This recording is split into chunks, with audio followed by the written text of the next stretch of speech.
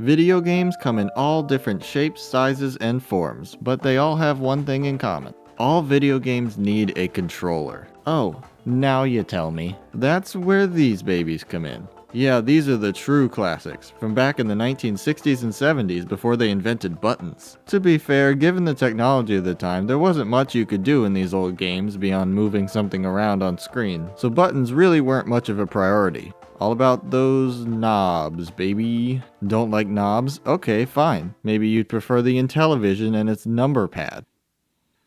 Yeah, that's what I thought. The Atari 2600 finally put an arcade-style joystick in our hands and in our homes, and eventually the Nintendo Entertainment System would simplify things even further with a 4-way directional pad. Safe to say that this design might catch on, though the joystick would be brought back in spirit on later controllers in the form of the control stick or thumbstick. They also shoved that thing over to the left side of the controller, reserving the right side for these two buttons, which were labeled A and B and colored a very bright red, presumably so that people wouldn't forget they existed? What the hell was that all about? Oh, as we moved into the era of 16-bit, which frankly is far too many bits to keep up with, they thought of more abilities for characters to have and added more buttons on the face of the controller. The Sega Genesis brought it up to 3, and then later 6, and Nintendo was like, no way, that's just too many buttons for your thumb to keep track of. But those index fingers are getting off easy, and I'm not gonna stand for it anymore. And thus, the L and R buttons were born. People give such funny names to twins. Shoulder buttons were actually quite the convenience for fighting games on consoles as well. In the arcade, some machines like Street Fighter had 6 buttons worth of controls, which made them a struggle to adapt to home consoles. This is actually why Sega had created the 6-button Genesis controller in the first place. But everyone agreed that the design with buttons on top was more comfortable.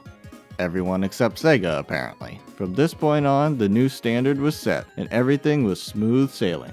And then one day, Sony kicks in the doors of the saloon with their own video game console. They say, oh, your controller has 4 buttons for the thumb and 1 for each index finger? What is this, fucking amateur hour? Bam, 2 more buttons on the top, eventually adding 2 thumbsticks. And just like that, the blueprint for every modern video game controller had been created.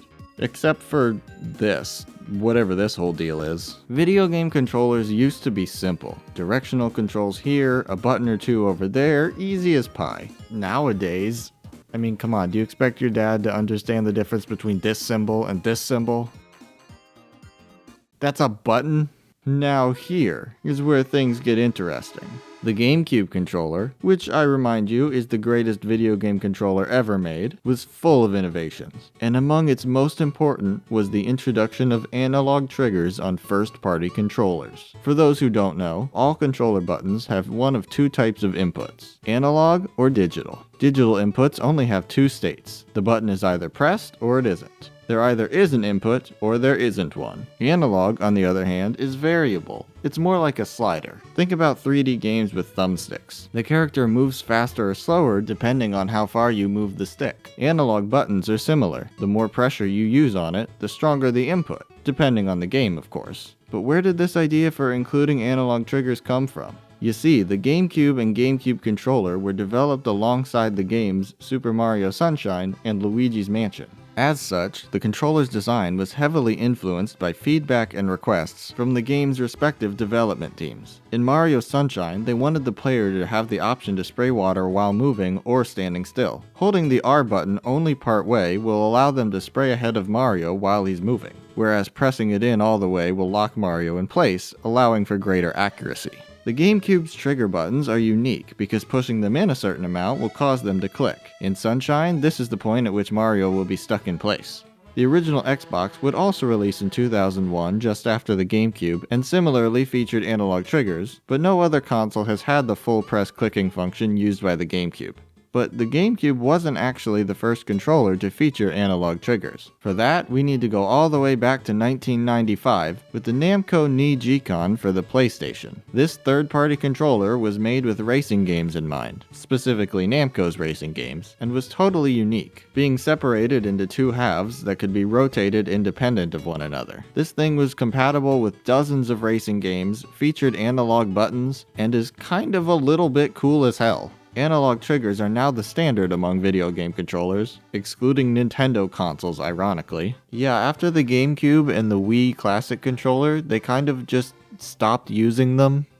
Couldn't tell you why. They must have such interesting conversations. There's also a little purple someone here that we can't forget, the Z button. This quirky little fellow started life on the very back of the N64 controller for some reason, somehow managing to make this thing even more awkward to hold. I didn't think that was possible, but Nintendo are true innovators. They'll always find a way. For the GameCube, the Z button got a nice upgrade, sitting just above the right trigger. The Z button is a true wildcard. It wasn't typically assigned to a main gameplay mechanic, so you never knew what function this guy would have in any given game. It might pull up a map, it might be a crouch or a grab, it might do this. Aw man, I've always wanted a button that can do that. It can swap your character in Double Dash or perform a team blast in Sonic Heroes. And if you hold it while the GameCube is booting up, it'll make the intro sound all squeaky.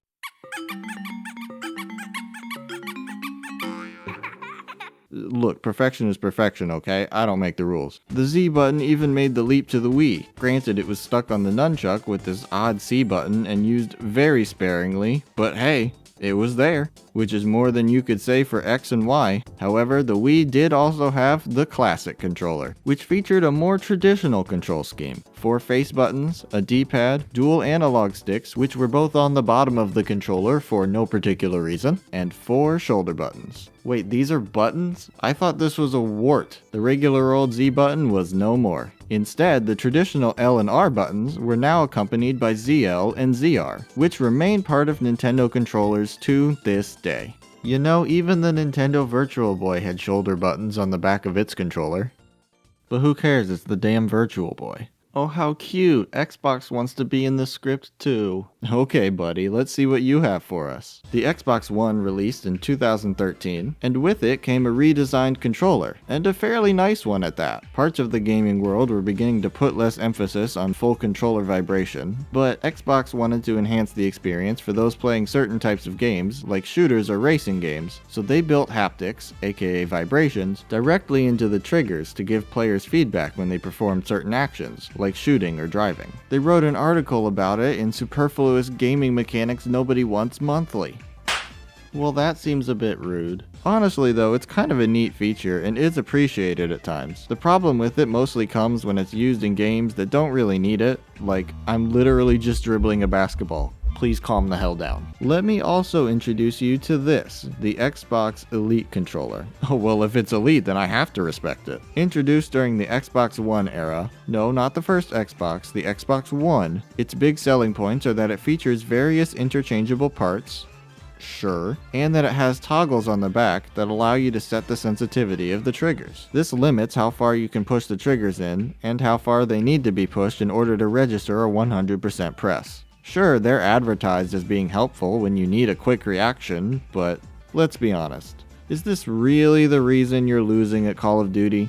But hey, maybe it's worth a shot. All it will cost you is several organs. Yes, this is the price for one. Where Xbox focused on haptics and adjustable sensitivity to its trigger buttons, the PlayStation 5 team took it to a whole nother level. Honestly, it went up like 6 levels. The PS5 DualSense controller has plenty of cool features, but the one that really stands out is its adaptive triggers. Developers that utilize these can customize how the triggers react to various scenarios in the game. This means that the triggers can feel different or require different amounts of pressure to press in, depending on what's happening on screen. This could include feeling unique feedback from firing a weapon, or even having the trigger push back on your finger if the character in the game is visibly struggling with an action. Obviously, not every game uses this feature, seeing as it takes some specialized programming, and would only realistically work on PS5 exclusives. But it's still on a decent number of titles, it's really clever and creative, and it's great to see brand new innovations in gaming technology that will actually affect the player's experience, especially on standard first-party controllers. L, R, and their variations can be used for many different game functions. Other parts on controllers are frequently paired with certain game actions. For example, the C stick is for the camera or aiming, and the A button is always reserved for jumping. That's obscene! They let children play this? As far as in-game functions for these buttons, there's not a lot of consistency between different games developers or franchises. But at least with the R trigger, you usually see it as accelerate, fire weapon, and sprint. Though a lot of games have chosen to assign sprint to pushing in the left control stick. Because my biggest issue with gaming nowadays is that my thumb is just too comfortable. Other frequent uses for these buttons include drifting and kart racers, although some of them use L as the item button, blocking attacks, changing weapons, dodging, and in a lot of older 3D games, the L and R buttons just turn the camera, because secondary control sticks weren't really a thing, and frankly, they probably couldn't think of anything else for these little growths to do. At least pressing the L button turns off the music in Mario Kart 64. Who was asking for this? Separately, a lot of developers have chosen to interpret the L and R buttons as hands, which seems pretty natural if you think about it. As far as I can tell, this was popularized by Demon Souls, which mapped its primary attacks to the shoulder buttons. Other games may represent hands by using the L and R buttons to grab or release things. Some games use L and R as rotation, like rotating a piece in a puzzle game, or the skater in Tony Hawk's Pro Skater. But you know what really made shoulder buttons great? The ability to use them simultaneously with other buttons. It's not too realistic to expect players to hold multiple face buttons at the same time, and your left thumb is almost always occupied by the directional controls. But those middle and index fingers are free agents. You can use the L and R buttons either to do their own thing, or to modify another action, like turning Mario's normal jump into a long jump or backflip in Mario 64. In conclusion, shoulder buttons are one of the most important innovations in video game history. Seriously, name 8 buttons more important than the RB button. Okay, name 8 more. Between L1, L2, R1, and R2 on PlayStation, LT, RT, LB, and RB on Xbox, L, R, ZL, and ZR on the Wii, Wii U, and Switch, C and Z on the Wii Nunchuck, and SL and SR on the Switch. And that's not even mentioning any of the handhelds. That's a lot to keep track of. Maybe the Intellivision was onto something. Oh yeah, this is better.